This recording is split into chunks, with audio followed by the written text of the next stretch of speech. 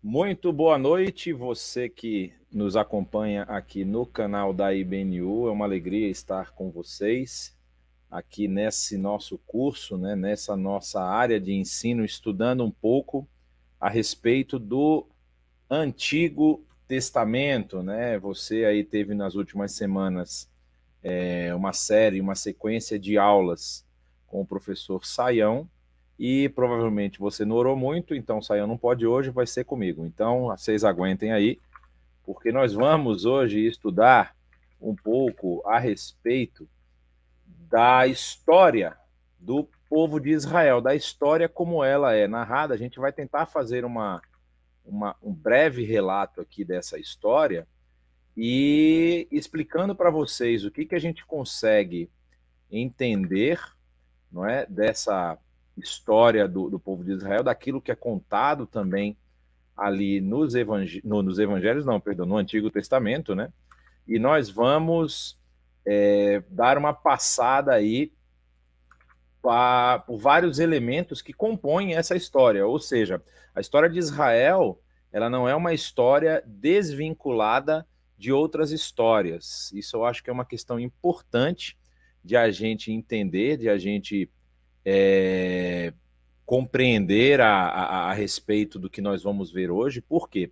Porque muitas vezes parece que na história do povo de Israel a coisa meio que aconteceu assim de paraquedas, né? Israel é um povo que, na falta de uma melhor explicação, brota da terra e acaba fazendo ali as suas intervenções, aquilo que Deus trabalha na vida do povo. Mas ao que nós vamos perceber, estudando a história que é contada nos livros do Pentateuco, nos livros da sequência dessa história ali, que é Josué, depois o período dos juízes, o período dos reis, o período inicial do profetismo de Israel, a divisão dos reinos e tudo mais, a gente vai perceber que muitos dos elementos que estão presentes no texto bíblico, eles são melhor entendidos, melhor compreendidos, se você também conhece o contexto em que esses eventos estão acontecendo, esses eventos estão ocorrendo.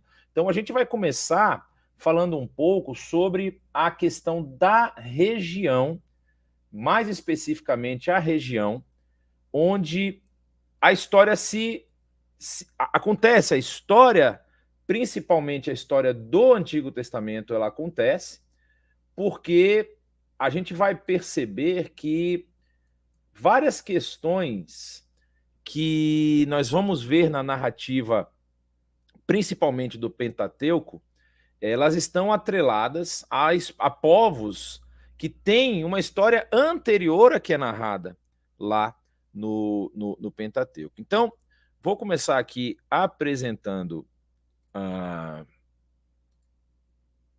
um, um slide para a gente poder aqui trabalhar. Deixa eu ver se tem uma forma. Acho que assim fica melhor. Então, você vai ver aqui rapidamente. A gente trata de um período da história que envolve uma região chamada de Crescente Fértil. Talvez você já tenha ouvido falar disso. E o Crescente Fértil nada mais é do que a região mais produtiva, mais, vamos dizer assim, e como é que eu posso dizer? Hidratada? Não, hidratada não é uma palavra boa, né? Que tem mais rios, ou seja, que mais permitia a produção, principalmente agrícola nessa época, porque nós vamos ver, por exemplo, que nos períodos que são narrados no que é chamado de história, ou seja, do momento em que a história começa a ser registrada, ela passa a ser registrada através da escrita. Só que antes da escrita, já existem alguns elementos mostrando isso, que houve alguns passos que a humanidade foi dando, por exemplo, com a mudança de um período de nomadismo para seminomadismo, para depois para a estagnação, ou seja, para a posicionamento dos povos nas regiões, e muitos desses lugares onde esses povos pararam foram justamente lugares onde havia possibilidade de se plantar e de se produzir muita coisa. Então, essa região que parece uma meia-lua, e por isso recebe esse nome, né? Recebe o nome de lua crescente, e é o chamado de o crescente fértil, que envolve. Você está vendo aqui, tem mais uma parte aqui para baixo, aqui próximo ao que nós podemos falar aqui Eu tenho uma forma de mostrar isso para vocês melhor, que eu vou pegar aqui o meu apontador laser, que fica mais fácil. Agora vocês podem acompanhar. Nessa região, que é o delta do Nilo, o Nilo ele continua para baixo, tornando todo esse ambiente egípcio em volta do rio Nilo produtivo. Tem uma região fértil aqui também na terra de Canaã, que é o ponto mais importante do que nós vamos ver hoje, dessa história do povo de Israel. Tem também essa região do rio Eufrates e o rio Tigre, que vão chegar desde a região dos Montes Altos aqui, dos Montes Urais aqui na região da Turquia atual, e descem pelo que nós chamamos de Mesopotâmia. A palavra Mesopotâmia é meio de dois rios, né? Pótamos é rio em grego, e Meso é meio. Então, Mesopotâmia é entre dois rios, é a região que compreende esses dois rios, Tigres e Eufrates, que são rios que vão permitir a produção agrícola nessa região. Então, entendendo essa região, entendendo a importância dessa região, nós vamos entender basicamente os elementos que estão por trás da formação do povo de Israel. Se a gente acompanhar aqui, nós vamos ver que nós temos alguns períodos que são muito importantes no Egito, mas o período que nos interessa muito é esse período aqui do Império Médio, principalmente Império Médio, e segundo período intermediário, que é o início da história que é narrada no texto bíblico. Ou seja, você tem lá a história da criação, você tem a história dos primeiros habitantes da terra, você tem o desdobramento do pecado de Caim, quando ele mata o seu irmão Abel, depois você vai ter a sequência da dinastia de Caim, essa dinastia que vai ser, em tese, eliminada da face da terra no dilúvio, não é? Porque depois que o dilúvio ocorre, toda a descendência de Caim, ela é, vamos dizer assim, eliminada no dilúvio, de acordo com o que o texto bíblico nos apresenta, e só fica a descendência do terceiro filho de Adão e Eva, que não é mais Caim, não é Abel, e sim Sete, que está lá narrado no início do livro de Gênesis. E aí, até chegar ali no capítulo 11, está se preparando a história para contar a história de Abraão. E Abraão, que nasce naquele mapinha que nós vimos ali, do crescente fértil, ele nasce justamente nessa região sul aqui da Mesopotâmia, ou sudeste, no caso da Mesopotâmia. A cidade que é considerada a cidade de nascimento de Abraão é justamente Ur, na região chamada de Caldeia. Olha, até aqui, ó, Caldeia. Ur dos Caldeus é o nome da cidade de onde sai Abraão. E Abraão, ele é chamado nesse nome até, inclusive, no livro de Gênesis, o nome dele está como Abrão ainda. Então, Deus fala com Abraão e diz: sai da tua terra e do meio dos teus parentes para a terra que eu vou te mostrar, uma terra que mana leite e mel, e a terra que eu vou dar por descendência a você e a sua família. E, através de você, ou seja, através da sua família, das suas gerações, todas as nações da terra serão abençoadas. Então, você tem o início da narrativa da história do povo de Israel aqui, nessa história que começa na cidade de Ur dos Caldeus. É engraçado porque muitas vezes as pessoas confundem e acham que Deus falou com Abraão enquanto ele estava em Ur. Mas o texto de Gênesis vai nos dizer que Abraão sai com seu pai e ele vai para uma região que é a região da Assíria, ou da Síria, né? E ele fica numa região que é chamada de Padã Arã. Você está vendo aqui Arã Naharim, e Arã, a cidade de Arã. Ele diz que a família de Abrão sai, o seu pai Tera, Abrão, sua esposa Sarai e seu sobrinho Ló, saem daqui e vêm caminhando e se estabelecem na terra de Arã. E é nessa terra de Arã que nós vamos ouvir a história de Deus falando com ele. Se afasta dos seus parentes, sai dessa região e vem para a terra que eu vou te mostrar. E que terra é essa? Justamente essa região chamada região de Canaã, a região onde nós vamos ter esse pequeno no mapa aqui, essa pequena região azulada chamada de Mar Morto, e uma menor ainda azulada em cima, que é a região do Mar da Galileia. Toda essa região compreende o que era chamado de terra de Canaã, e até mais ou menos a região da Síria, aqui, Damasco, e também na região sul, no deserto, chamado deserto do Negueb. Então, toda essa região era terra de Canaã, e Deus chama Abraão para caminhar por essa terra, para conhecê-la de norte a sul, porque essa terra será dada para ele. Mas tem uma coisa muito interessante, né? Quando nós vamos falar de períodos, nós falamos ali que o Egito, estamos falando do Império Médio, do segundo período intermediário.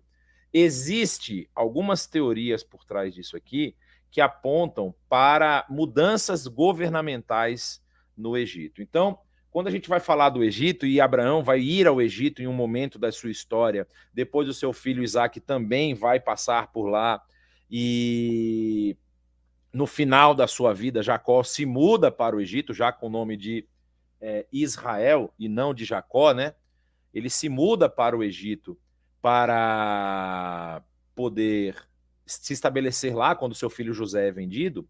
Existe uma teoria de que havia aqui um povo que estava dominando nesse período chamado de Ixos.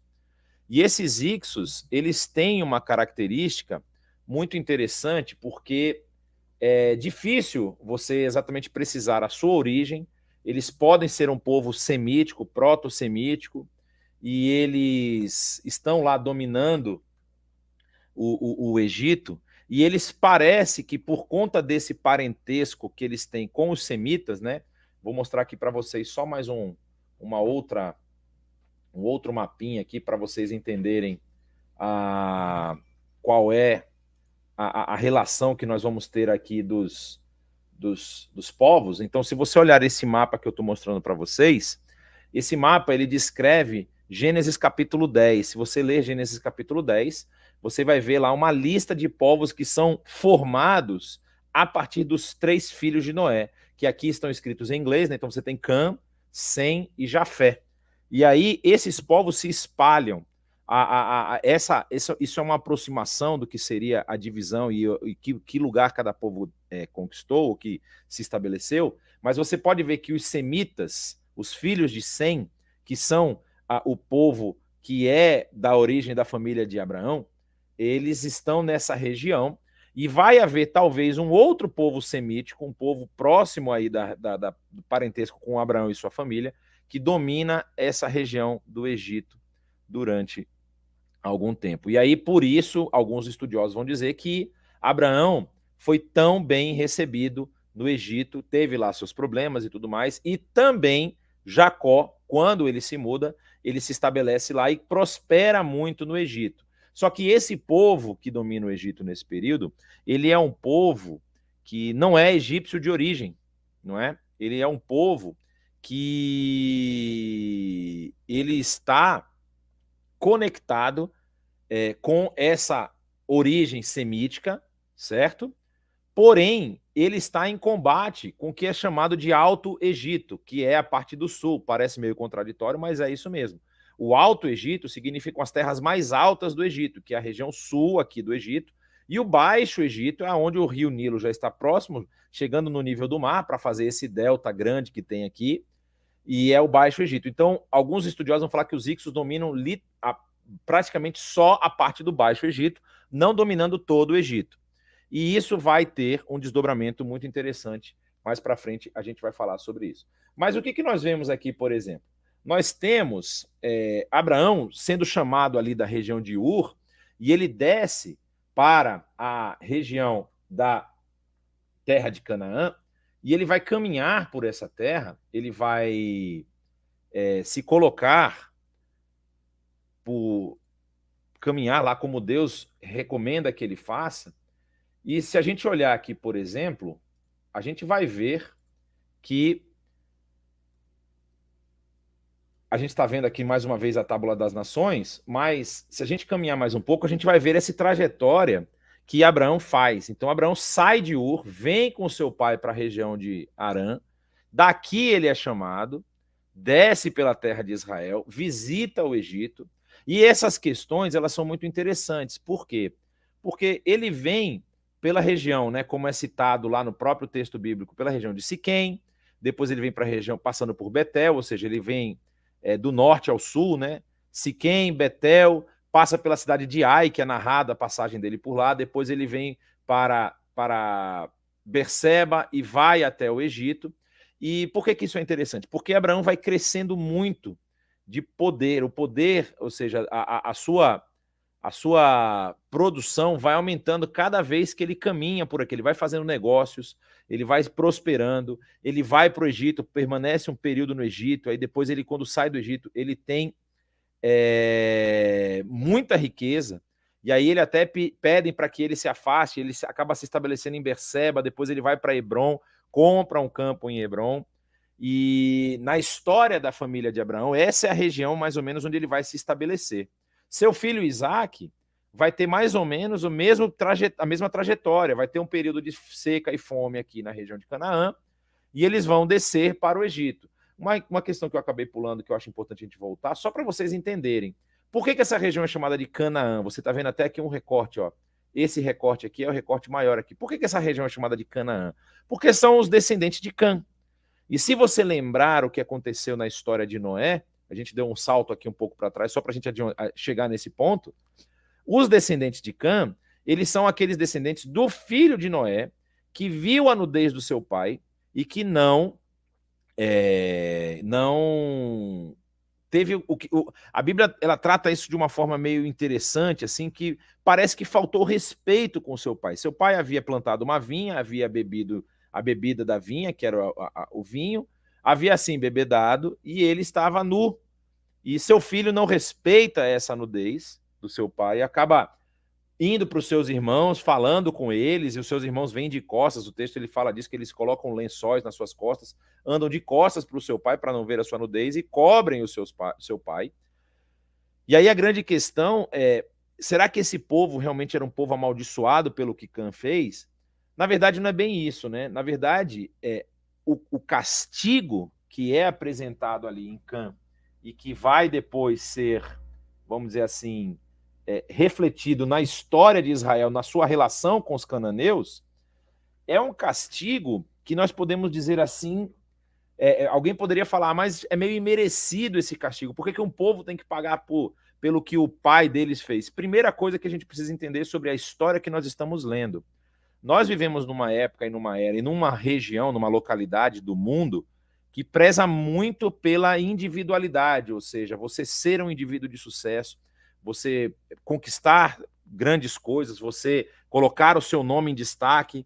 Mas nessas sociedades aqui não existe tanto esse individualismo. Ainda que indivíduos sejam destacados em vários momentos da história para realizarem uma obra específica que Deus os levanta e para serem destaque nas suas regiões, aqui existe uma questão de representatividade. Não sei se você já ouviu essa pergunta. Por que Adão pecou lá no Éden e eu que tenho que sofrer as consequências? Ali existe uma questão chamada uma questão de representatividade, como Adão sendo representante de toda a humanidade.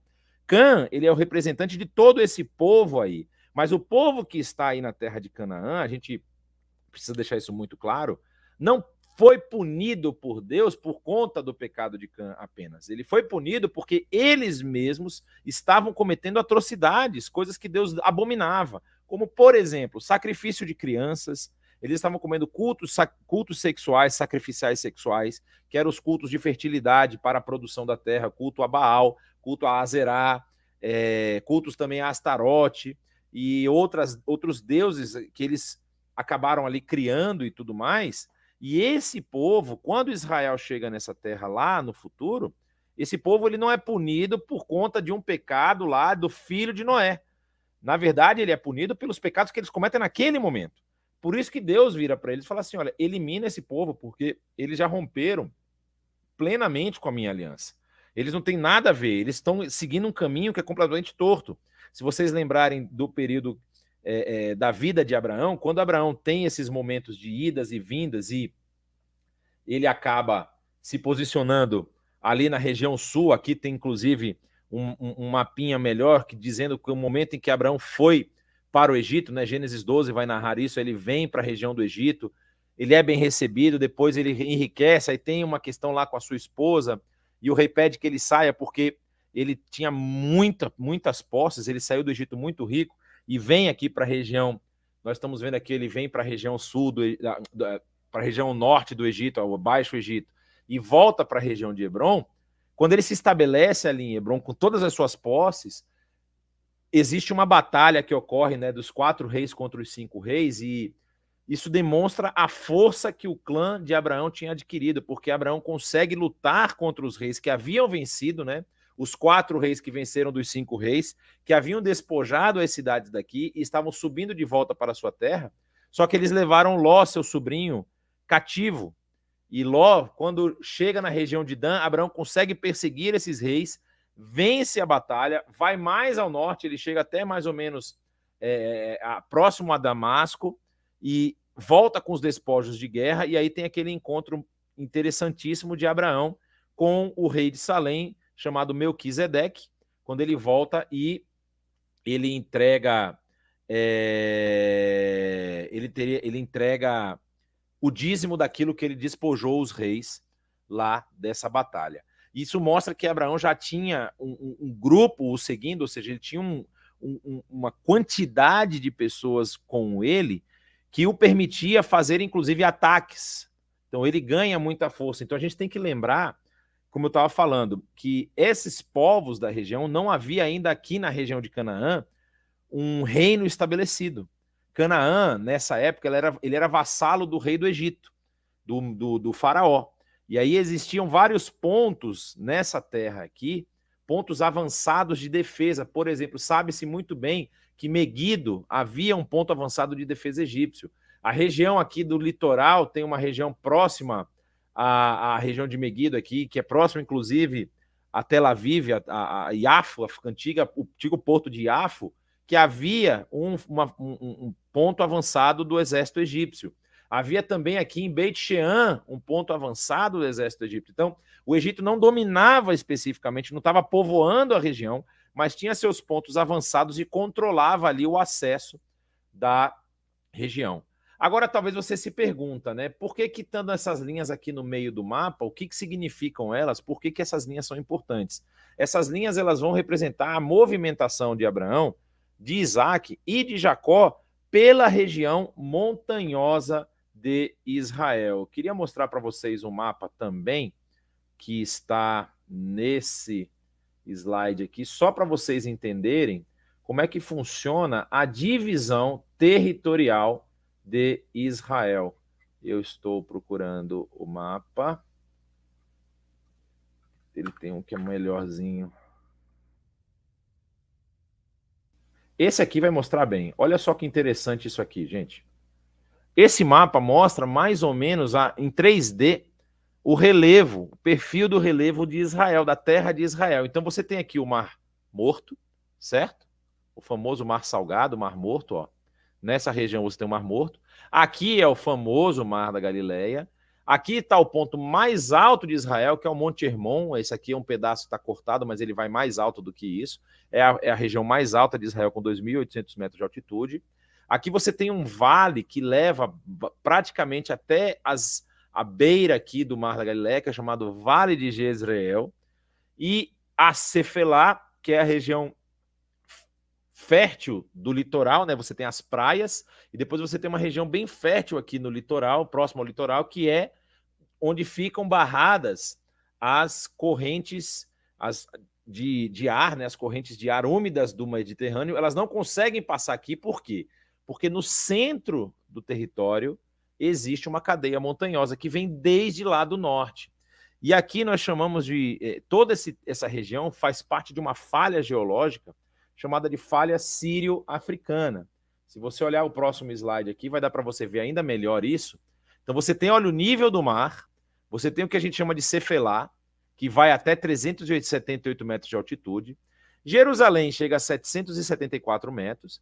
E Jericó está a menos 252. Então esse desnível territorial em Israel fazia com que os melhores caminhos fossem ou pelo vale de Jericó, porque havia ali o Rio Jordão, que fornecia água, ou pelo litoral, que você tinha mais acesso a fontes de água, inclusive as chuvas que caíam desse lado aqui, certo?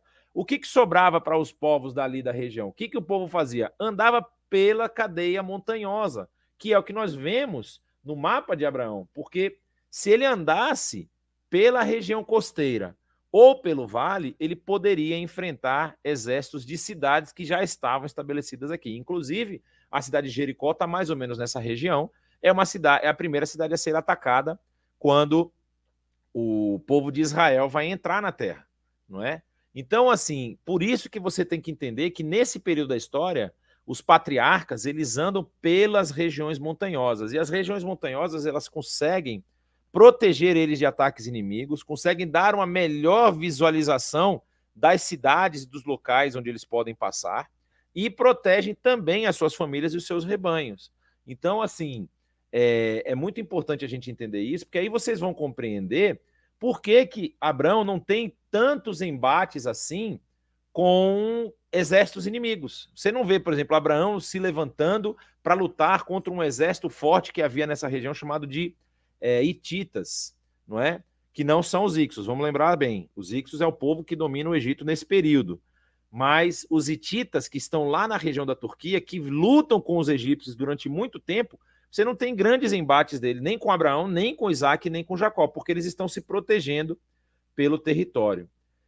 E aí o que nós vamos ver? Nós vamos ver que, passada a história de Abraão, e aí depois você vai ter a história de Isaac, que é, na verdade, uma história meio que conectiva, né, entre Abraão e Jacó, que são os dois principais patriarcas aí. Abraão como o patriarca que abre, através da obediência e da fé ao Senhor, essa formação desse povo. Ele é o pai de todo o povo de Israel. E depois você tem Isaac, que é o filho de Abraão, mas ele simplesmente repete muitas das ações do seu pai, de acordo com o texto bíblico. Mas em Jacó, você vai ter a formação e a divisão tribal desse povo. Porque Jacó vai ter os seus 12 filhos, não é? E desses 12 filhos vão formar as tribos de Israel. E depois, por conta do pecado do seu filho mais velho, né, Rúben, ele vai substituí-lo com... Rúben não, perdão, Simeão. Ele vai substituí-lo com os dois filhos que são dados a José lá no Egito, que é Manassés, que são Manassés e Efraim. Então, essa história da formação do povo leva a gente até o momento em que Jacó, depois, vamos lembrar, né? Lembra que Abraão deixou o seu pai e a sua família aqui na região de Harã. Só que Abraão vem com Sarai, que é sua esposa. Quando Abraão tem o seu filho Isaac, ele não quer que Isaac case com as mulheres da região, mas ele quer que Isaac tenha uma esposa que vá ser buscada nos seus familiares, nos seus parentes. Onde estão esses parentes? Aqui na região de Harã, como nós falamos antes. Eles mudaram para cá, vieram para cá junto com o Tera, que é o pai de Abraão. A Tera morre em Harã, né? E eles estão habitando ali. E em dois momentos na história nós vamos ver isso, tanto com a busca de Eliezer, que é o servo de Abraão, para uma mulher, para o seu filho, e depois nós vamos ver isso novamente com Jacó, não é? Porque quando Jacó engana o seu pai Isaac e tira a primogenitura de Esaú, e Esaú se toma de fúria e quer matar o seu irmão, a sua mãe expulsa ele e fala: vai para a casa dos meus parentes lá em Harã, para você não morrer. E ele vai ficar trabalhando lá com Labão por 7 anos, depois mais 7 anos, porque ele foi ludibriado no primeiro casamento. Mas aqui tem uma questão interessante na história de Abraão ainda, antes da gente chegar no finalmente ali da história de Jacó, que quando ele volta daquela batalha que nós mencionamos, né, batalha dos 4 reis contra os 5, e aqui vocês estão vendo Dan, a região de Dan, que é citada, e ele persegue até mais ou menos a metade do caminho até Damasco, esses reis, e volta com os despojos. Ele vai descer e provavelmente na região que nós chamamos hoje de Jerusalém, a antiga Salém, não é? O rei Melquisedeque, rei de Salém, ele vai entregar ali o dízimo dessa conquista desses reis. Mais para frente, nós vamos ver que, vamos lá, primeiro, Abraão é chamado por Deus para formar um novo povo. Ele é abençoado por Deus e prospera. Ele luta com esse rei e esses reis, no caso, e ganha deles e leva os despojos para a sua terra, passa por Salém, não se chamava Jerusalém ainda, passa por Salém, tem um encontro com o rei Melquisedeque, Melquisedeque recebe o dízimo, abençoa Abraão e ele vai embora. E aí dos encontros dele com Deus, né, a Bíblia vai narrar isso, Abraão ele tem o seu filho numa idade avançada, ou seja, muito provavelmente ele não imaginava que teria um outro filho. Vamos lembrar que Abraão já tinha tido um filho com a serva da sua mulher Agar, não é? O famoso Ismael. E aí tem o seu filho, o filho da promessa, o filho Isaque. E o que Deus faz com ele? Fala assim, ó, você vai me oferecer um sacrifício. Eu quero o seu filho. E aí onde que Abraão vai sacrificar o seu filho? Em que local Abraão vai sacrificar o seu filho? A possibilidade maior é de que isso tenha acontecido justamente onde? Em Salém.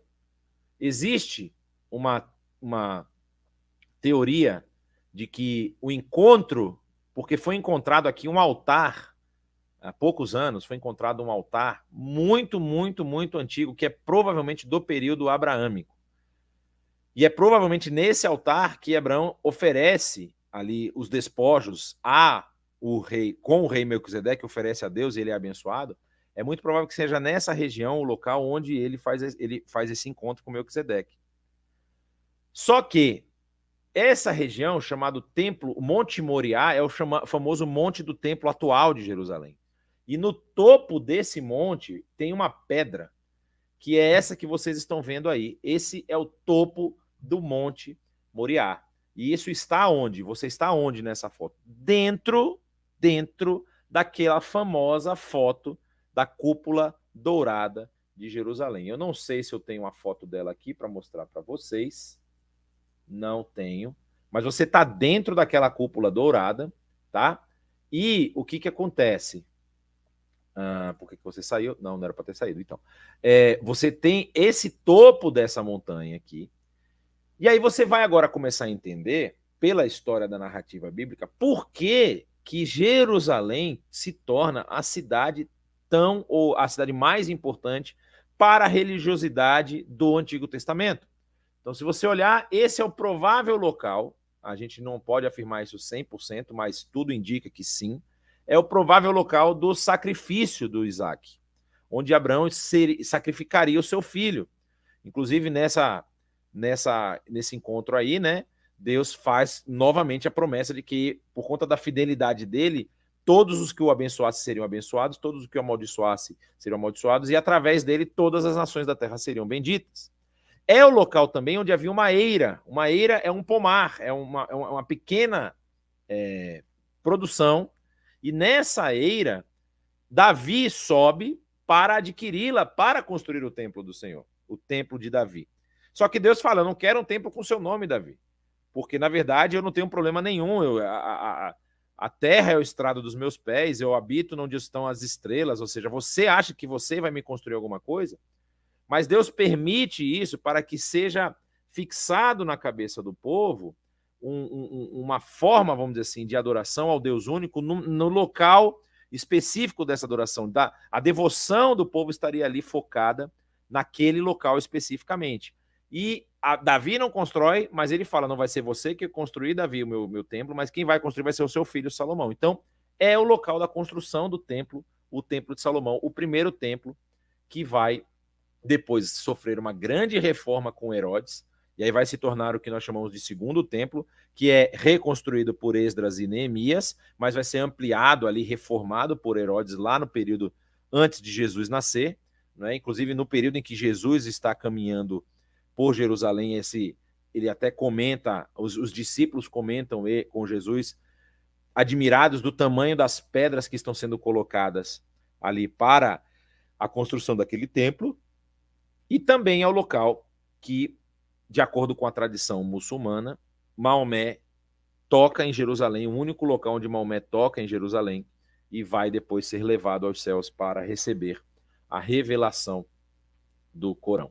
Então, você percebe a importância e a centralidade dessa cidade em toda a história do Antigo Testamento, em toda a história que nós estamos acompanhando. Mas aí o que eu quero ver com a gente aqui? Que depois que tudo isso acontece, nós vamos ver que o povo ele vai para o Egito, não é? E quando o povo está no Egito,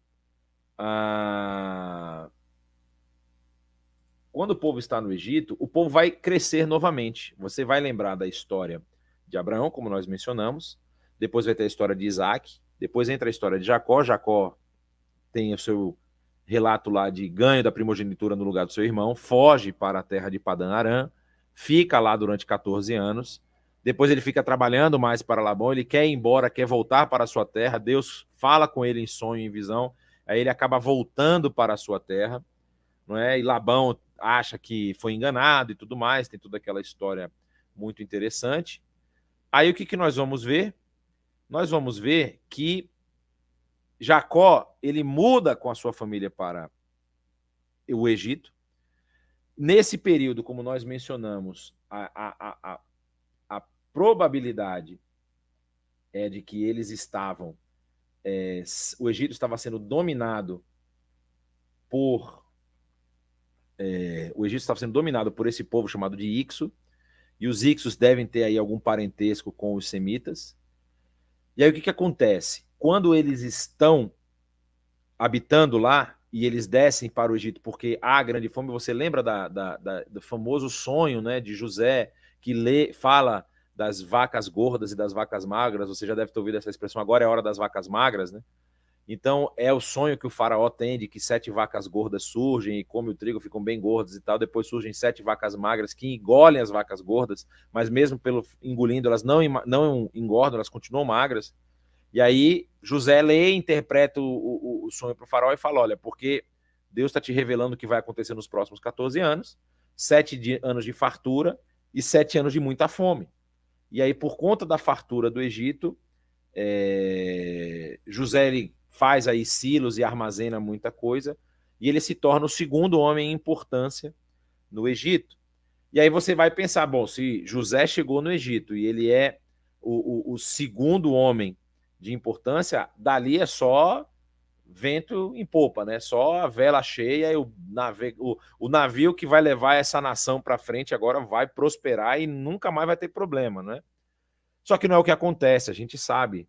E um dos motivos que é levantado para dizer por que isso não aconteceu na história de Israel é o simples fato de que houve provavelmente uma mudança de governo no Egito. E isso é muito importante. Nós estamos falando aí do período por volta de 1600 a 1500 antes de Cristo, não é?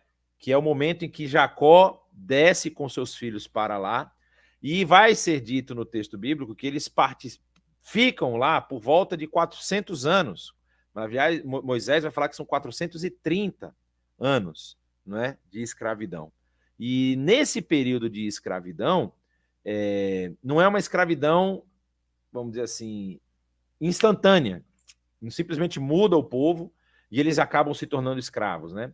Na verdade, o que vai acontecer é que quando a gente vai ver, por exemplo, tem uma questão muito interessante do próprio texto bíblico, logo no início do livro do Êxodo, olha que interessante o texto vai dizer, ora, morreram José e todos os seus irmãos e toda aquela geração.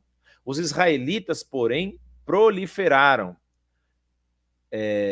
eram férteis, proliferaram, tornaram-se numerosos e fortaleceram-se muito, tanto que encheram o país.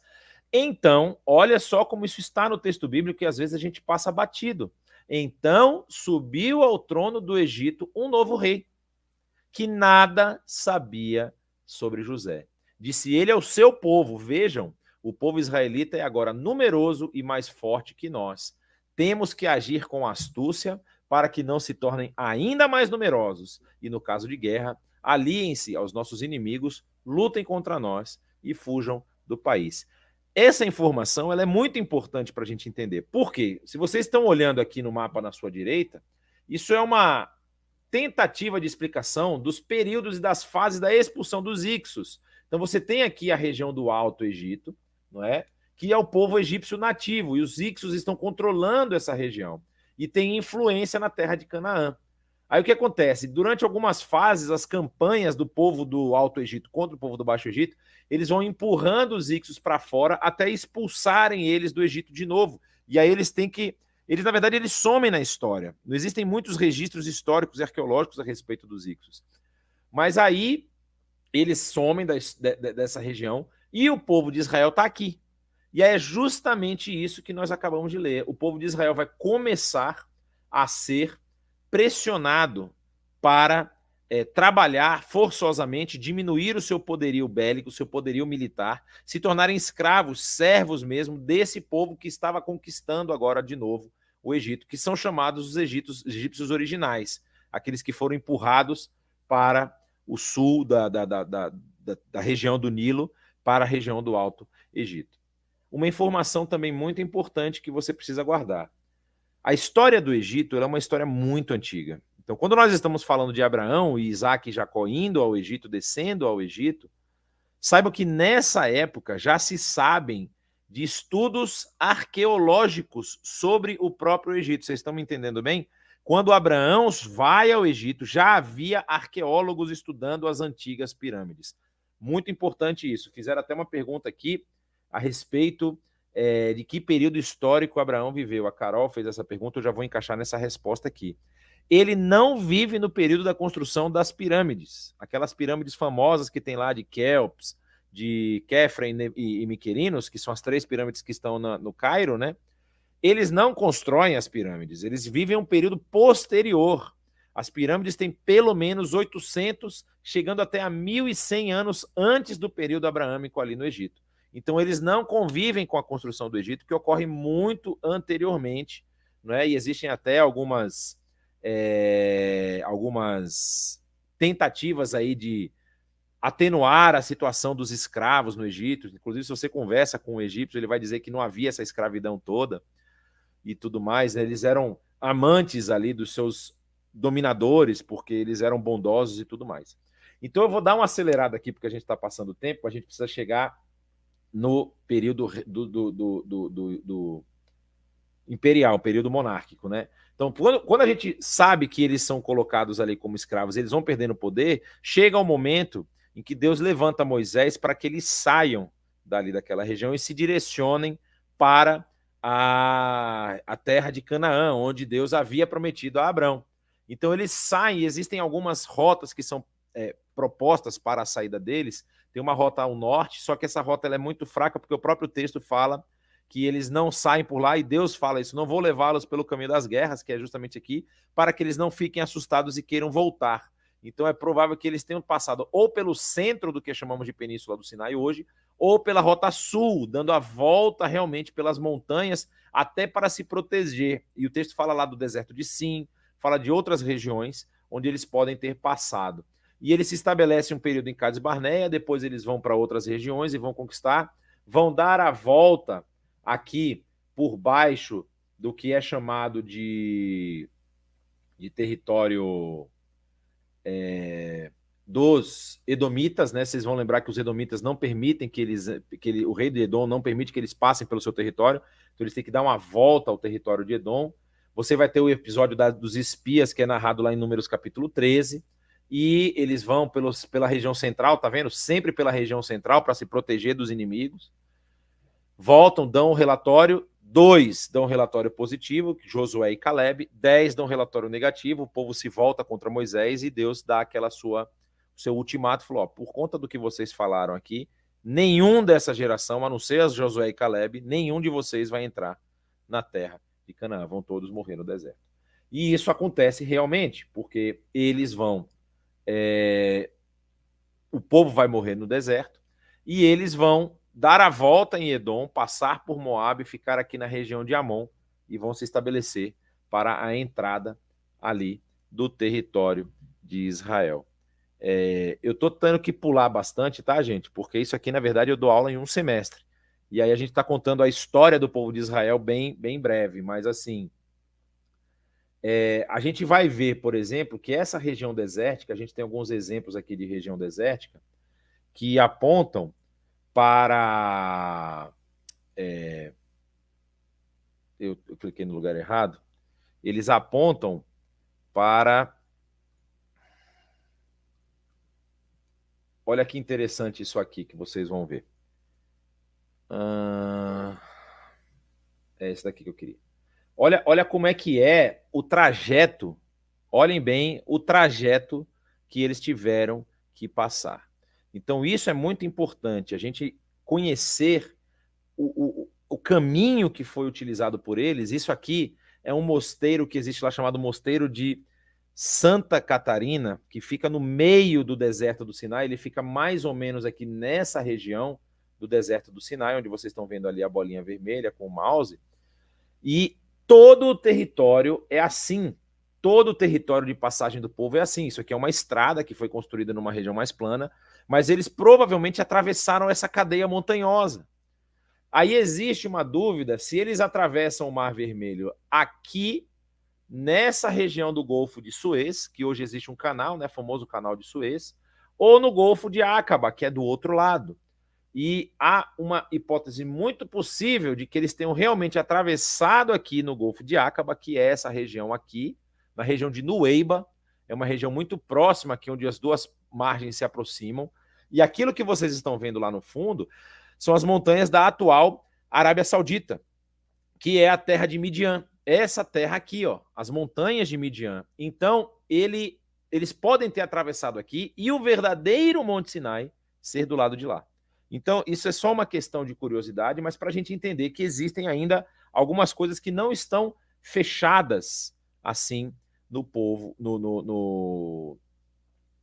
em toda a história de Israel. Aí aqui eu mostrei esse mapa aqui, tem esse outro mapa aqui, para vocês entenderem os povos que estão dominando a terra. Então você tem os filisteus, você tem alguns cananeus, você tem aqui os amalequitas, os edomitas, moabitas, amonitas, os arameus aqui, os fenícios ao norte, e aí você tem o pessoal da região de Bazã. Lembra das vacas de Bazã? É uma região extremamente fértil que tem aqui, não é? E o povo daqui era muito forte também. Então Israel tem que enfrentar todo esse povo. Havia aqui, por exemplo, os povos do mar, que são, assim, muitos acham que eles são gregos ou são de origem helênica, e aí havia uma grande civilização na região de Knossos, aqui em Creta, como vocês estão vendo essa ilhota aqui, e essa civilização deixou rastros, assim, impressionantes das suas construções, dos palácios que eles tinham, isso de 3.000 anos atrás, 4.000 anos atrás, quero dizer, 4.000 anos atrás. Então são palácios fantásticos que eles construíram nesse período e que trouxeram uma cultura e uma tecnologia muito forte. Não é à toa que os filisteus vão se tornar os inimigos talvez mais difíceis de serem vencidos por Israel. Davi vai lutar contra os filisteus, vai perder, depois ele vai ir para o lado dos filisteus lutar contra Saul e vai aprender as questões tecnológicas dos filisteus para poder usar contra eles no futuro, né? Então, o que nós temos aqui? Nós vamos ver que... mais uma imagem aqui do deserto, né? A região onde o tabernáculo... existe uma réplica de um tabernáculo que fica aí nesse deserto, o deserto do Negueb, o deserto da Judéia, para ser mais exato. E aí, olha só como é que é a região onde esse povo tinha que caminhar. Aqui vocês vão ver uma réplica do tabernáculo em tamanho real. E aqui, ó, se vocês olharem aqui nesse canto, vocês vão ver que são pessoas, não é? Não são manequins, bonecos, são pessoas. E esse é o tamanho, mais ou menos, que é pensado desse tabernáculo, que foi o local onde o aparelho, ou seja, a forma como Deus encontrou para comunicar-se com Israel. E era nesse local que Moisés se encontrava com Deus para poder falar com ele face a face e receber as instruções de Deus enquanto estavam no deserto. E esse aqui, por exemplo, é a famosa árvore de acácia, que é a árvore, a madeira que é utilizada para a construção de todo esse tabernáculo. E aí o que nós vamos ver? Que Israel vai entrar na terra, vai conquistar essa terra, existem aí as batalhas que são narradas, né? E no final dessa conquista, existe o quê? O que Israel conseguiu controlar na primeira leva, e depois, mais ou menos, o que foi encontrado, o que se entende de ser a divisão tribal ali da terra já toda conquistada. Então você vê, ó, que 3 tribos acabam ficando lá, né? Metade da tribo de Manassés, a tribo de Ruben e de Gade. A tribo de Simeão, como eu havia falado, que não ia receber território, acaba recebendo, se agrupando dentro de Judá, não é? E você tem aqui a tribo de Dan, que depois não consegue expulsar o resto dos filisteus que estão aqui, vão se mudar lá para a região norte. A tribo de Benjamim aqui, Judá, que é a tribo mais forte, aqui ao sul. Manassés, as montanhas de Efraim, Issacar, Zebulon, Asser, Naftali, e todas as tribos estão aí alocadas nesses lugares. Nós vamos ver depois que no período dos juízes, você vai perceber aqui, ó, que existiam cidades. Aqui você tem o mesmo mapa que nós estamos vendo agora, né? E aqui você tem algumas cidades que são cidades dos levitas, as cidades dos levitas, né? Os pontos brancos aqui nesse mapa, eles demonstram uma região aproximada de onde essas cidades deveriam ser. E os pontos verdes são cidades que já foram encontradas. Cidades citadas no texto bíblico, principalmente em Josué 20 e 21, capítulos 20 e 21, que dizem que as cidades existiram e eles encontraram as ruínas dessas cidades. Eram cidades que eram utilizadas pelos levitas para servir ao povo. Mas isso é uma questão muito interessante. Quem é o rei do povo? Quem é o líder máximo do povo? Não há. Não há um líder máximo do povo nessa história. Nós estamos falando do período aqui depois da conquista, onde estão estabelecidos os juízes. Por quê? Por que não há um rei, não há uma liderança única no povo? Porque a lógica da formação do povo de Israel é a lógica que é passada lá em Abraão, depois ela é passada para Isaac e Jacó, depois Moisés também recebe essa instrução. Eles são um povo separado por Deus. Êxodo capítulo 19 vai ter um verso que diz assim: vocês serão um reino de sacerdotes. E a ideia, qual é? A ideia é que o sacerdócio de Israel seria exercido para todas as outras nações, ou seja, eles teriam esse sistema sacerdotal para entenderem e servirem ao seu Deus, o Deus que os resgatou do Egito. Então, eles teriam um sistema sacerdotal para eles poderem consultar a Deus, saber o que deveriam fazer, o que não deveriam fazer, se eles deveriam atacar os inimigos, se eles deveriam se defender, confiar plenamente nesse Deus. E quando nós vamos falar da liderança como um todo, assim, de quem seria esse líder, o líder seria o próprio Deus. Isso fica muito claro quando Samuel é colocado contra a parede. Quando Samuel é colocado contra a parede, o povo fala: Samuel, nós queremos um rei. E o texto bíblico ele menciona uma coisa que é muito interessante. Por quê? O texto bíblico ele vai dizer que quando Samuel já está velho, Samuel está servindo ali como uma transição, sendo ali o último dos juízes, não é? Existe um problema intrínseco, assim, um problema dentro do povo, que o povo não consegue seguir os preceitos que Deus passou a Moisés de forma correta. Então, nem os levitas que estão aí espalhados nessas cidades, como eu mostrei para vocês, nem os levitas que estão aqui espalhados nas cidades, eles conseguem exercer esse sacerdócio de forma correta. Então, esses mesmos levitas, eles acabam pecando e fazendo coisas que não agradam ao Senhor e tomando partido de uma tribo contra outra tribo e tudo mais. O livro de Juízes vai mostrar isso. E o livro de Juízes tem uma frase muito interessante, ele diz assim: naquele tempo não havia rei em Israel, cada um fazia o que achava direito. Ou seja, para dizer, o caos estava instalado. E aí os juízes eram levantados para livrar o povo das, vamos dizer assim, das punições pesadas que Deus havia colocado para que o povo se voltasse para ele. Não é que Deus era cruel e sádico, ele falou: vou botar aqui uma briguinha interna, vou colocar um rei aqui para massacrar eles, para ver o que vai dar. Não, Deus fazia tudo isso para que o povo se voltasse para ele. E o povo não se voltou a Deus, ficou procurando as suas próprias soluções. E aí, quando chega no momento em que Samuel está ali fazendo o sacerdócio junto com esse último juiz, né? Eles viram para Samuel e falam: olha, os seus filhos, Samuel, são corruptos. E o texto bíblico vai dizer isso, que os filhos de Samuel corrompiam o serviço do templo, corrompiam o serviço do povo. E eles falam: olha, seus filhos são corruptos, nós não queremos que eles governem depois de você, que eles sejam os nossos sacerdotes. Nós queremos um rei. Como todas as nações em volta da gente têm rei, nós também queremos um rei. E aí Deus orienta Samuel falando o seguinte: Samuel, fica tranquilo, porque não é a você que eles estão rejeitando a mim. Eles estão rejeitando o seu próprio Deus, aquele que o tirou do Egito. E aí você vai ver lá naquele texto que Samuel fala de uma forma muito clara para o povo o que o rei vai fazer baseado num descumprimento de uma ordenança que já havia na lei. O rei não poderia acumular para si muitos cavalos, não poderia acumular para si muitas coisas. E lá no texto de 1 Samuel, quando ele vai falar isso para o povo, ele fala que o rei vai fazer justamente essas coisas. Vai tomar os seus filhos como soldados, suas filhas como servas, vai tomar parte da sua produção, vai fazer um monte de coisa que vocês estão achando que vai ser legal, mas vai ser muito ruim para vocês. E aí começa esse período monárquico de Israel. Então, nós temos Saul como rei de algumas tribos. Vou mostrar isso aqui para vocês agora. Nós temos Saul como rei de algumas das tribos, certo? Cadê? Então, Davi vai para o exílio. Deixa eu voltar aqui, só para a gente poder ver. Não, é mais para frente. Aqui. Então, você tem Saul dominando. Eu estou achando que eu não estou com o mapa aqui. Ou estou? Não estou. Saul como o rei de algumas tribos, certo? Esse mapa aqui mesmo, desculpa, eu estou errado. O mapa em roxo aqui mostra o que Saul dominava. Ele não dominava todo o território.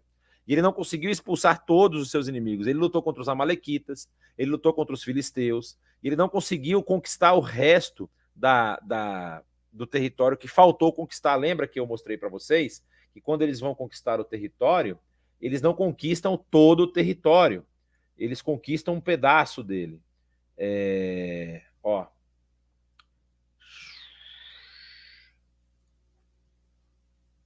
Oh, meu Deus do céu. Isso. Ele não conquista todo o território.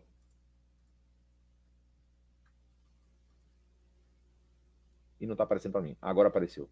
Eles chegam... Olha só, esse é o mapa que dá para vocês entenderem. Eles chegam e dominam apenas essa parte aqui. Eles deveriam dominar tudo, porque de acordo com o texto lá narrado em Gênesis e depois repetido por Moisés no Deuteronômio, as margens, as extensões aqui do território deveriam ocupar todo esse quadrado que não foi ocupado aqui, tá bom? E aí o que vai acontecer? Quando a monarquia se instaura com Saul, você vai ter Saul dominando essa parte, depois Davi ampliando para as tribos do norte, ou seja, ele conquista, depois Isbosete tenta se colocar como rei, ele vence, e aí ele consegue unificar todas as tribos, e depois você vai ver que Davi expande esse reino para toda essa região cinza aqui. Como nós sabemos, Davi ele tem as suas dificuldades, mas ele foi o rei mais importante do período monárquico de Israel. Mais importante por quê? Porque ele era um rei que tinha o coração voltado ao Senhor. Tudo o que ele fazia, seja de bom ou seja de ruim, ele dedicava ao Senhor. Quando ele foi chamado a atenção pelos erros que ele cometeu, ele voltou atrás, se arrependeu e, inclusive, pagou pelos erros que ele cometeu, pedindo que o erro caísse sobre ele, não sobre o povo. E aí o que a gente vai ver? Esse cinza é o reino que Davi expande, e o marrom é a região que Salomão tem influência, ou seja, ele tem influência em toda essa região, e no caso do povo de Israel, o período de maior riqueza de Israel é no período de Salomão. Salomão ele tem uma capacidade de negócios enorme. Se vocês olharem aqui, vocês estão vendo as rotas fenícias de trocas do Mediterrâneo, e muitas dessas rotas alimentaram Salomão, olha só, mostrando parte da economia de Israel, de onde vinham as coisas que Salomão conseguia. Então você tinha coisas vindo da região lá do Oriente, do Ocidente do Mar Mediterrâneo, da região da Espanha, do Norte da África, da Macedônia, vinham coisas aqui do Golfo e também lá da Arábia e da Índia, haviam coisas da Índia que eram trazidas para cá. Salomão ele teve uma influência muito grande e foi realmente o período de maior sucesso, vamos dizer assim, do período monárquico de Israel. Aí vocês estão vendo a história de um palácio de Davi, eu também já mostrei isso, né, que é a região ali do Ofel e do Templo do Monte, que é onde Davi vai conquistar, né? Lembra da cidade de Jebus ou da cidade de Salém, que havia aqui, onde a gente falou, um altar muito antigo que foi encontrado. Essa cidade depois é conquistada por um povo chamado de Jebuseu. Davi conquista essa cidade e muda o nome de Jebus para Jerusalém. E aí aqui se torna a cidade de Davi, a cidade onde ele vai montar o seu palácio, vai ficar. Salomão também vai ficar aqui, vai construir a região do templo e vai morar nessa cidade até o final da sua vida. Isso aqui é uma reprodução gráfica, exatamente disso que nós vimos, não é? A fonte onde Salomão é batizado é essa fonte aqui, batizado é ungido rei, meu Deus. Salomão é ungido rei, é essa fonte chamada fonte de Gihon, fica nesse lado de Jerusalém. Essa é a Jerusalém davídica, com o palácio de Davi aqui em cima, no norte, e essa é a cidade salomônica, já com a extensão do Ofel e a subida ali para a região do Monte do Templo, ok? E aí o que nós vamos ver depois disso? Nós vamos ver que o sincretismo, ele acaba, vamos dizer assim, pegando o seu quinhão. Por quê? O povo que deveria seguir os preceitos de Deus, e aí agora tinha até um templo onde eles deveriam fazer as suas ofertas para poder se purificar, ele se envolve com os deuses locais e eles acabam caindo em idolatria. Então você vai ter relatos bíblicos, por exemplo, essa aqui é uma reprodução do que era o sacrifício a Moloque, não é? Diz aqui o texto de 1 Reis, capítulo 11, né? À medida que Salomão foi envelhecendo, suas mulheres o induziram a voltar-se para outros deuses, e o seu coração já não era totalmente dedicado ao Senhor. Nós estamos falando do homem que é considerado o homem mais sábio que já existiu. O seu Deus. Como fora o coração do seu pai Davi. Olha só como a Bíblia sempre destaca isso. O coração de Davi sempre voltado a Deus. Ele seguiu Astarote, a deusa dos Sidônios, e Moloque, o repugnante deus dos Amonitas. E o que Moloque recebia como sacrifício? Justamente sacrifício de seres humanos, e muitas vezes de crianças. Então, uma das possibilidades é que esse sacrifício era um sacrifício extremo. Quando você tinha, por exemplo, quando você tinha safras ruins, você tinha seca de muito tempo, eles começavam a fazer esses sacrifícios a Moloque, tentando reverter a situação climática em que eles estavam inseridos. Aqui você tem uma estatueta do famoso guerreiro Baal, que era o culto de fertilidade. Ele não apenas achou que tinha importância cometer os pecados de Jeroboão, filho de Nebate, mas também casou-se com Jezabel. Aqui ele está falando justamente de Acabe, né? O rei Acabe. Filha de Etbaal, rei dos Sidônios, e passou a prestar culto a Baal e adorá-lo. No templo de Baal, ele mesmo tinha construído em Samaria. Acabe ergueu um altar para Baal, fez também um poste sagrado, provocou a ira do Senhor, Deus de Israel, mais do que todos os reis antes dele. E aí o que vai acontecer? Quando Salomão morre, o seu filho não vai conseguir manter a unificação do templo, do povo, porque ele vai dizer que se o seu pai cobrou muitos impostos, ou seja, o seu dedo mindinho era maior que a cintura do pai dele. Essa que é a analogia que ele utiliza. Então ele vai multiplicar os impostos para explorar o povo para as coisas que ele quer. Então 10 das tribos de Israel falam, então, o que nós temos parte com esse pessoal aqui? Não é? Então deixa eles aí, eles fiquem com o reino deles, vamos fazer um outro reino. E aí surge Jeroboão, sendo o primeiro rei do reino do norte, chamado de reino de Israel. E você tem agora esse reino que é chamado de reino dividido. Você tem o reino do sul, que é o chamado de reino de Judá, e o reino do norte, chamado de reino de Israel. E aí você tem essas réplicas do templo de Jerusalém em outros lugares, chamados de altares alternativos. Esse altar foi encontrado na região de Arad, ou seja, para mostrar que ainda que houvesse um templo em Jerusalém, havia ali os templos paralelos. O pessoal fazia uma oferta lá uma promoção na oferta, né? Você podia dar uma oferta menor e tudo mais. E você vê que tem uma simbologia que parece lembrar aqui as tábuas da lei, o lugar sagrado, tudo como o próprio templo de Jerusalém deveria ter.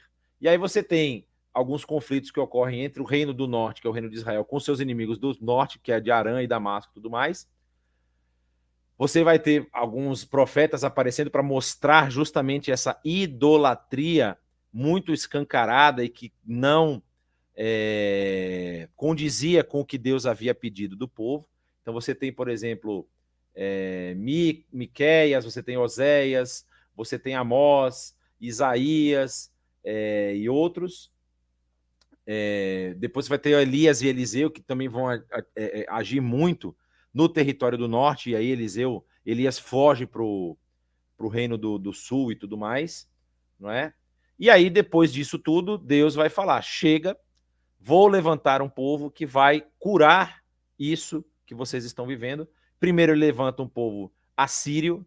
Os assírios, eles eram conhecidos pela sua crueldade, o seu exército era extremamente cruel, eles normalmente exploravam e massacravam seus inimigos. E são os assírios que vão entrar e vão dominar toda a região do Crescente Fértil durante o período ali do século VIII, século VII antes de Cristo.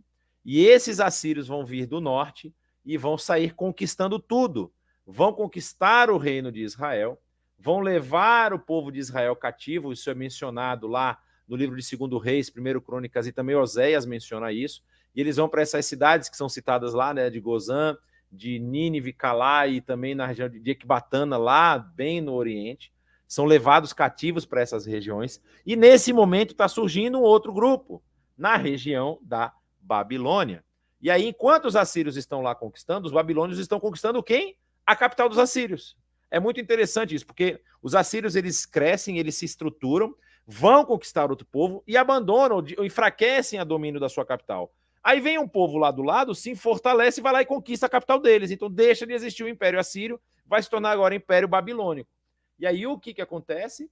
O Império Assírio conquista, coloca lá, muda o nome da região do Império do Norte, que era o Império de Israel, o Reino de Israel, no caso, para Samaria. Chama a região de Samaria, muda outros nomes, Gileade, Meguido e tudo mais, coloca lá o que são chamados de reinos vassalos e traz líderes de outros lugares para poder dominar aqui. Não conseguem conquistar Jerusalém, a capital do reino de Judá. E, inclusive, é o cerco de Jerusalém que Ezequias vai se preparar para enfrentar esse cerco.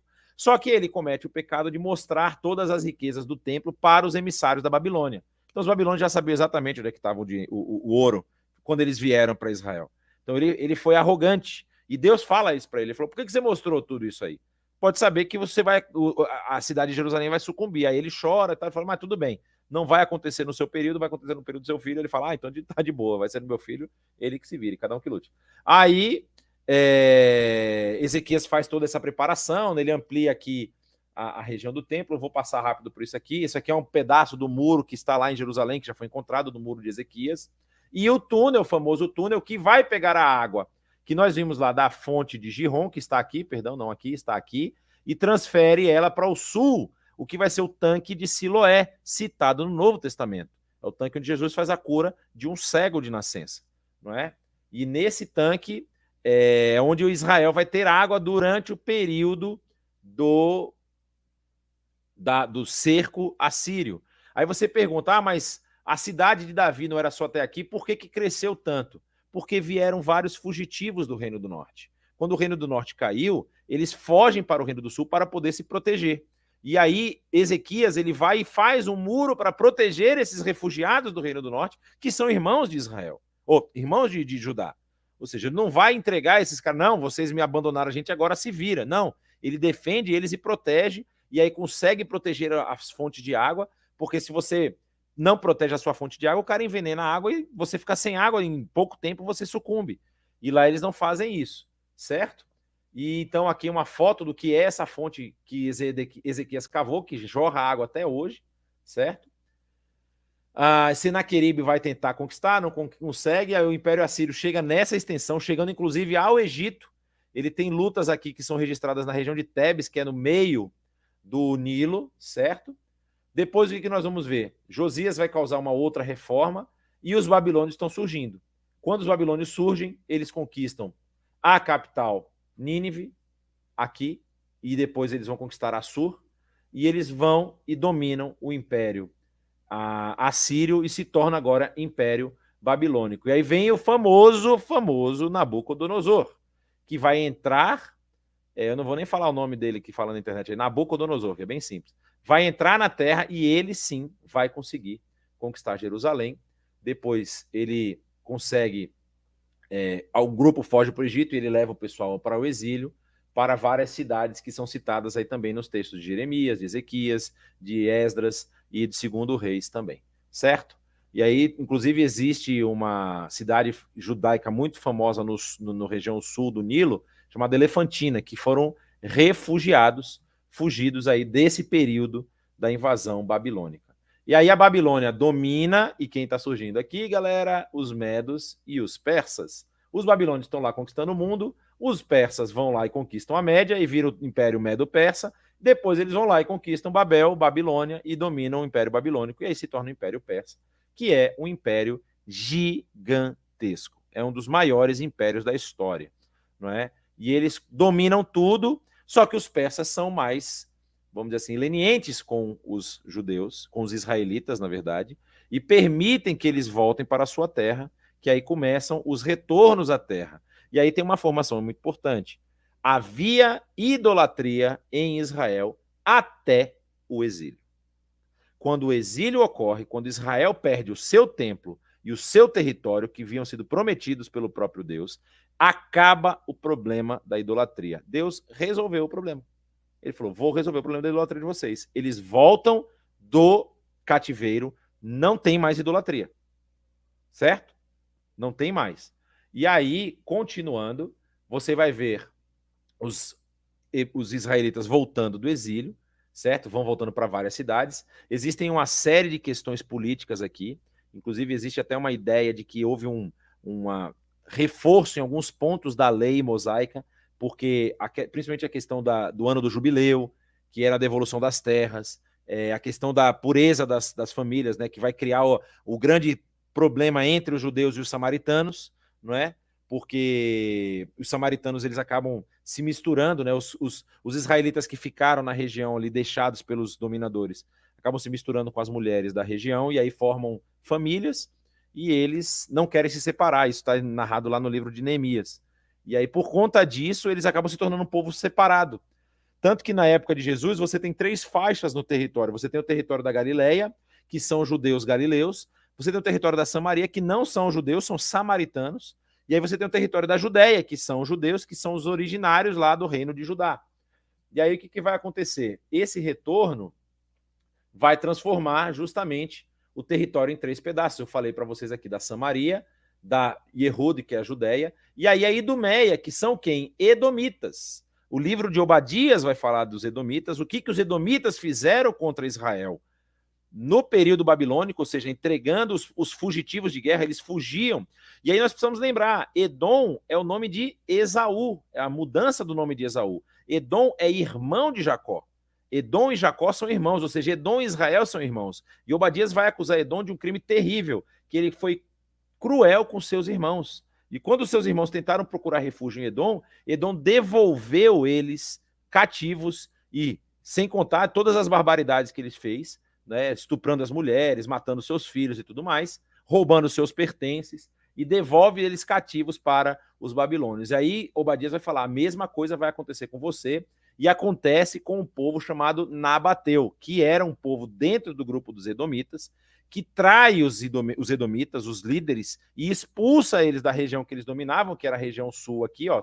Tá vendo aqui que tem o nome de Edom aqui? E eles são expulsos dessa região e vão ficar aqui no sul, no deserto de Israel, e aí vão chamar de Idumeia, né? Que é o nome Edom e Idum, é uma corruptela do nome. E aí os edomitas, ou os idumeus, depois, quando há o momento do período grego, não é?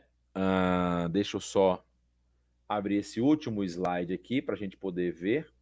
Nós temos aqui o período da dominação de Alexandre, que Alexandre vence na batalha de Galgamela o exército persa, é a última batalha, e aí o exército não sucumbe e ele acaba sendo dominador de todo o Império Persa. Tudo que era persa passou agora a ser alexandrino. E aí Alexandre também vai dominar sobre o território de Israel, só que ele vai morrer. Né? Vocês lembram que Alexandre morre novo, menos de 33 anos ele morre. E aí os seus 3 principais generais, na verdade são 4 espaços, mas são os 3 principais generais vão dividir o território. Então você tem Ptolomeu na região do Egito, você tem Seleuco, que fica com a região norte ali da Turquia, e você tem Antígono, que vai ficar com a Macedônia.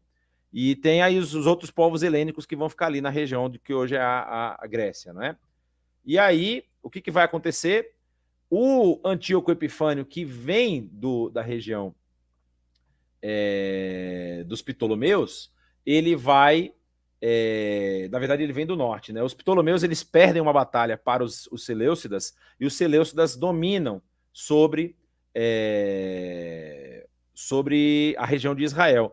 E vai haver um grande sacrilégio ali, que vai ser o quê? Os Seleucidas, o Antíoco Epifânio, ele começa a perseguir os judeus e a religião judaica, ele tenta erradicar os traços da religião judaica, ele suspende o serviço no templo, ele pilha o templo, tudo que era de ouro e prata e coisas de valor do templo ele rouba, ele profana o altar do sacrifício, ele erege uma estátua de Zeus e oferece porcos no altar do sacrifício de Israel, porco é um animal impuro segundo a lei. Ele faz isso durante 3 anos, aí uma família chamada família dos Macabeus, liderada por Judas Macabeu, eles se levantam, isso está narrado no livro dos Macabeus, que não é encontrado na nossa Bíblia, mas é encontrado nas Bíblias católicas e também em outros, dá para encontrar ele na internet se quiser ler. Essa revolta dos Macabeus faz com que esse levante expulse os gregos da região. Então é o último período em que os judeus vão permanecer sem dominadores externos. É o período chamado período Hasmoneu, onde os Hasmoneus vão dominar, certo? E aí tem as batalhas e tudo mais, eles vão conseguir expulsar, e aí eles expandem o território. Aqui você está vendo nesse mapa do lado, e eles expandem o território através de vários líderes e chegam a dominar toda essa região que vocês estão vendo aqui. Tudo isso aqui fica sob o domínio dos Hasmoneus, sem nenhum dominador externo.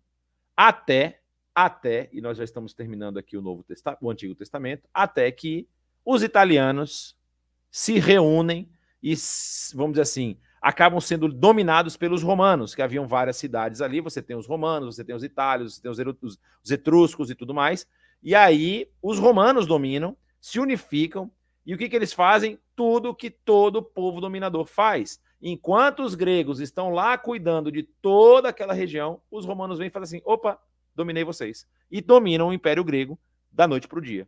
E eles conquistam através de algumas batalhas e depois eles ficam donos de todo o território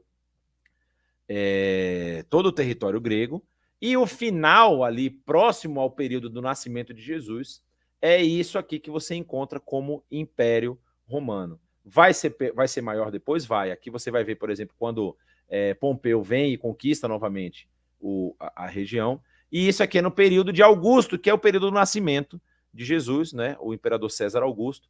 Isso é o que você tem de território romano, inclusive a terra de Israel. Eu passei 20 minutos, vocês têm 10 minutos para perguntas que eu vou responder rapidamente, que nem um ninja aqui. Vamos lá, deixa eu ver.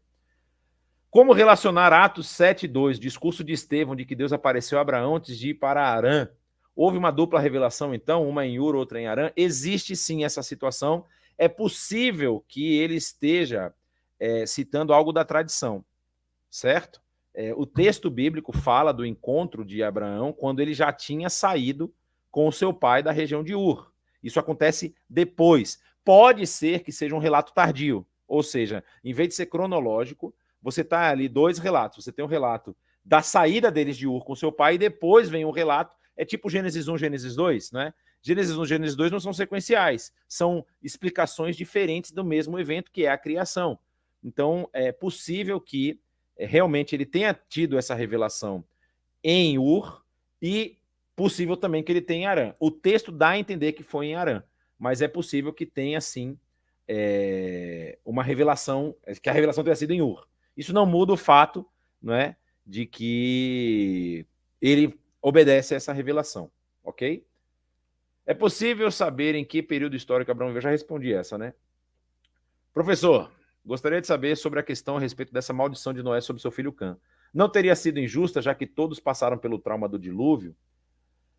A verdade é assim, o texto ele não está preocupado se a gente está achando se é justo ou se é injusto. Aquela punição ela pode ter vários elementos ali presentes que fazem parte do texto em si, né? Por exemplo, pode ser um preparo para o povo de Canaã. Ou seja, você pode até estar pensando assim de uma forma mais humanista, se a gente quiser, e dizer que aquele texto foi colocado ali como revelação para dizer o seguinte: olha, esse problema aí que vocês estão vendo que Cã sofreu foi o que degringolou o povo que está aqui agora. Ou seja, já era um povo que tinha essa, vamos dizer assim, não vou dizer perspectiva, mas essa índole ruim de não respeitar as coisas sagradas, certo? Então, assim, é óbvio que isso vai ser muito mais escancarado na idolatria. Não é na idolatria que Sodoma e Gomorra vão realizar, na idolatria, e não só na idolatria, mas principalmente como é que a gente diz? Na crueldade do povo, né? Ou seja, a história dos dois varões que entram na cidade e Ló os recebe. O que o povo quer fazer com eles? Traz aqui que a gente quer ter relações sexuais com eles. Ou seja, é um povo cruel, é um povo que não respeita nada. Já é um povo que está deturpado. São quem? São cananeus. Então, esse relato de Cã pode ser um relato preparando para a realidade de que o povo estava completamente perdido. Não significa que é injusto. Na verdade, você tem que lembrar que Deus é o Deus de ontem, de hoje e de sempre, não é? Então, ele conhece a história. Ele simplesmente está preparando as histórias para os seus acontecimentos, certo? Gostaria de saber se há como explicar a relação das gerações de Noé, Sem, Cã e Jafé com as diferentes cores de pele dos seres humanos que temos no mundo. Essa é a pergunta da Denise. E eu vou dizer uma coisa para vocês. Existem algumas coisas não com Cã, não é? Que seria o grupo que desceu, por exemplo, para a África, né? Mas existe algumas teorias a respeito das regiões que esses povos ocuparam. De Noé até Abraão, a gente não pode precisar quantos anos estamos falando. Não dá para a gente precisar e dizer assim, são X anos. Se você somar as idades que são apresentadas ali, você vai ter um número real. Só que não necessariamente aquilo ali está tratando geração por geração. Existem pulos geracionais. Existem pulos que não são apresentados diretamente, certo? E o que é mais interessante, esses pulos geracionais, eles não são exclusividade de Israel. Desculpa. Eles são exclusividade de Israel. Outras nações, outros povos também faziam isso. Inclusive as tabelas, por exemplo. Você pega as tabelas dos descendentes desde Adão, aí você vai ter gente que viveu 900 anos, vai ter gente que viveu 600 anos, 700 anos, e você tem tabelas de imperadores e de reis sumérios, por exemplo, que o cara viveu 13 mil anos. Teve cara que viveu 30 mil, viveu 23 mil. Ou os caras tinham uma saúde de ferro naquela época, ou o trigo era muito bom, ou talvez a gente está lendo os números errados.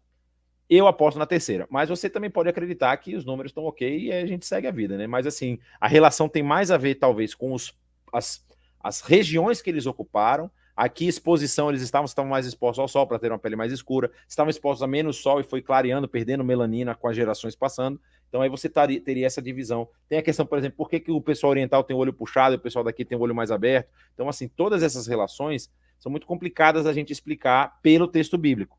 Não é? Isso tem cara mais de desdobramento das relações humanas e tudo mais, né? Carol pergunta o seguinte, muito interessante essa pergunta: em que parte desse território poderiam existir animais como ursos e como... deixa eu abrir o melhor mapa que eu posso encontrar aqui. Deixa eu ver se esse está interessante. Esse está interessante, vou botar esse aqui. Então, olha só que interessante, pessoal. Essa pergunta é pertinente pelo seguinte... o texto bíblico vai narrar de que lá Davi lutava contra urso e contra leão. Aí você chega hoje lá na região de Jerusalém e é um desertão. Ou seja, vocês viram o deserto que eu mostrei para vocês, a foto do deserto? Tem pouquíssima vegetação. O que isso significa? Isso pode significar, primeiro, que a região que Davi estava era a região da Cefelá, era uma região muito mais arborizada, era uma região de floresta. Isso é um dos pontos. Ponto número 2, pode ser que inclusive o próprio Vale do Jordão havia uma vegetação diferente. E aí existe um ponto número 3, que isso é fato. O Israel que nós podemos conhecer hoje, que nós visitamos lá, que nós vamos de vez em quando lá visitar e tudo mais, levamos grupos para lá, ele é um Israel modificado no período turco-otomano. Ou seja, havia um grande projeto turco-otomano de construção de uma linha férrea. E esse mapa vai ajudar a gente a entender. Você pega o Império Turco-Otomano, que está aqui, a capital do Império Turco-Otomano na época era Bizâncio, na verdade Constantinopla, certo? Que já tinha se mudado o nome para Istambul, né? O nome era Istambul. E aí eles queriam que as especiarias que viessem daqui do Extremo Oriente e da Península Arábica fossem levadas mais rápido para lá. Então eles queriam que uma linha de trem passasse por aqui. Nós estamos falando isso século XVII, século XVIII, século XIX, tá? Século XVIII e XIX, mas desculpa. Século XVIII e XIX, século XIX e século XX. É final do século XVIII, início do século XIX e do século XX. Então eles, quando o trem começa a ser utilizado, né, que é final do século XIX, eles queriam que essas especiarias chegassem mais rápido, então eles queriam fazer uma ligação de trem que vinha lá do sul da Arábia, passando aqui pelas cidades da Arábia importantes, passando por Amã, aqui, passando por Damasco e chegando até a região de Istambul. Por que isso é interessante? Porque toda a região de Israel ela foi desarborizada. As árvores foram cortadas para ser usadas de dormente de trem. Então, houve uma devastação florestal em Israel. Inclusive, quando os judeus da Europa, pós-Segunda Guerra Mundial, foram levados de volta para Israel, aliás, antes eles já estavam indo no período do sionismo, e depois, na Segunda Guerra, eles têm a permissão de voltar para lá, várias regiões do território tinham crises de malária por conta de pântanos que ficaram no lugar onde tinha árvore. Então eles tiveram que plantar árvores que sugassem a água da terra para poder diminuir os pântanos, para diminuir a incidência de mosquitos de malária, isso já no final, no meio do século XX, tá? Então, é provável que essa região ali próxima a Jerusalém, talvez um pouco mais ao norte, nas montanhas de Efraim, talvez na região da Cefelá, tivesse sim muito mais árvores e pudesse abrigar esses animais ali na região, tá bom? Boa tarde, Tiago. Gostaria de saber como ter acesso aos mapas e slides. Jejum e oração. Como as 3 tribos do leste do Jordão se transformaram em Jordânia. Isso aqui é coisa bem moderna. Não é? A Jordânia é um país moderno que é pós-Segunda Guerra Mundial. Porque quando acaba... pós-Primeira Guerra Mundial. Porque quando acaba a Primeira Guerra Mundial, toda essa região aqui que nós estamos vendo, que era o Império Turco-Otomano, ele se desfaz. Quem que domina? São protetorados britânicos, chamado de mandato britânico e mandato francês.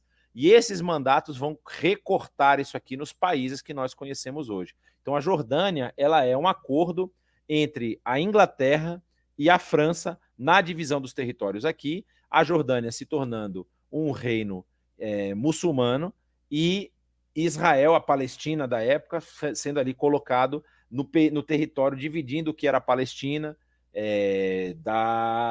do que é o Israel atual. E aí era um Israel bem menor, só que aí você tem várias histórias de guerra. Israel se expandiu, chegando inclusive a dominar toda a península do Sinai, dominou metade da Síria, dominou a Jordânia, dominou Damasco, dominou um monte de lugar. E aí depois, por conta de acordos, eles foram devolvendo. Mas assim, a Jordânia ela é uma construção bem mais nova, não tem muito a ver com esse período aqui. As tribos elas permaneceram lá até serem exiladas mesmo, certo? Gostaria de que vocês indiquem literatura básica, intermediária e avançada. Ok, muito bom. Boa sugestão, Wagner. Podemos fazer isso. Israel ficou 430 anos no Egito. Excelente pergunta, irmão Paulo. Ficou 430 anos no Egito. Mas quantos desses foram de escravidão? Posso afirmar para você, não sei. A gente não tem como precisar isso, não é? Mas é claro que essa escravidão não começa a partir do momento em que Jacó e seus filhos morrem. Não é? Depois que morreu José e todos os filhos, começou a escravidão. Não, isso é um processo gradativo. A historiografia acha que isso começa a ocorrer ali no final do primeiro quarto do segundo século antes de Jesus. Olha, eu quero ver você fazer essa conta, hein?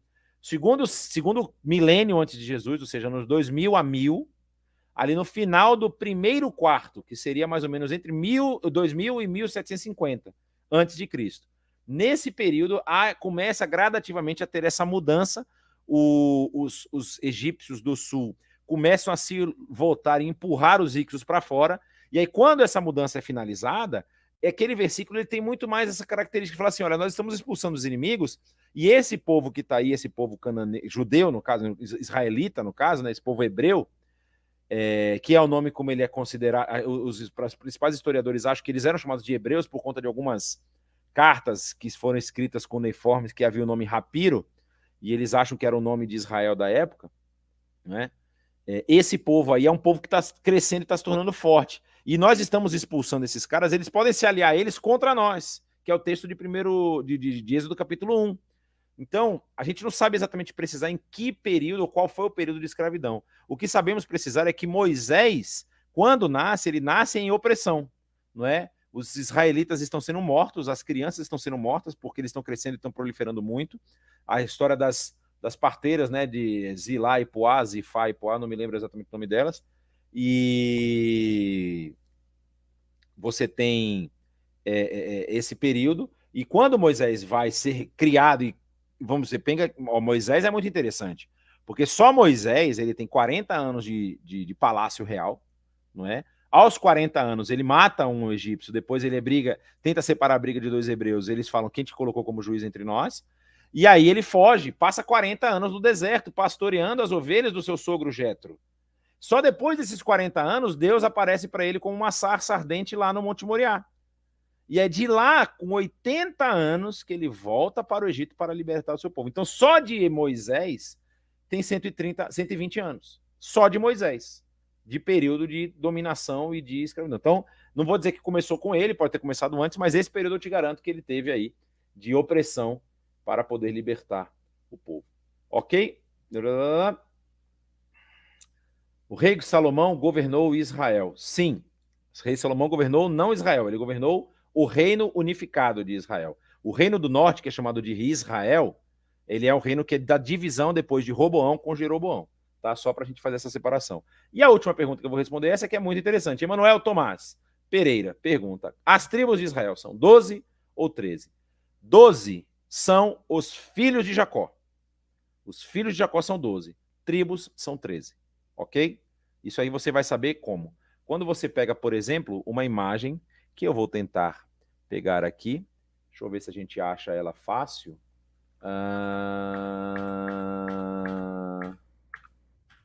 Quer ver? Eu não tenho, eu tinha que ter colocado nesse slide. Mas se você pegar uma imagem, por exemplo, do que é mencionado a respeito do tabernáculo, imagina o tabernáculo no centro, e aí fala da lista de cada uma das tribos e qual a posição delas. Então você vai ter 3 tribos que vão ficar desse lado aqui do tabernáculo, 3 ao norte, 3 ao sul, 3 ao outro lado aqui. Então você tem 3, 3, 3, 3, 12, certo?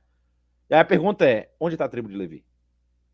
A tribo de Levi está dentro, está trabalhando no tabernáculo, porque a responsabilidade é deles de cuidar das coisas do tabernáculo. Então são 13 tribos e são 12 filhos de Jacó, ok? Boa, uma pergunta interessante. O sábado, eu tenho que terminar a aula, tá, gente? Mas eu vou acabar agora. O sábado da lei de Moisés permanece até hoje. Os encontros de Jesus com os judeus, os fariseus especificamente, e também os escribas, ele vai mostrar qual era a relevância e a importância do sábado. O sábado ele tinha sido feito para o homem, não o homem para o sábado. A relevância de você ter um dia que você dedica ao Senhor, em que você está colocando a sua segurança, a sua permanência, a sua saúde e o seu trabalho, o seu esforço nas mãos do Senhor, isso continua até hoje. Agora, se isso tem que ser no sábado, tem que ser no domingo, isso são questões de tradição. Para muitas pessoas, o sábado, o Shabat, é o sábado que nós temos na nossa semana.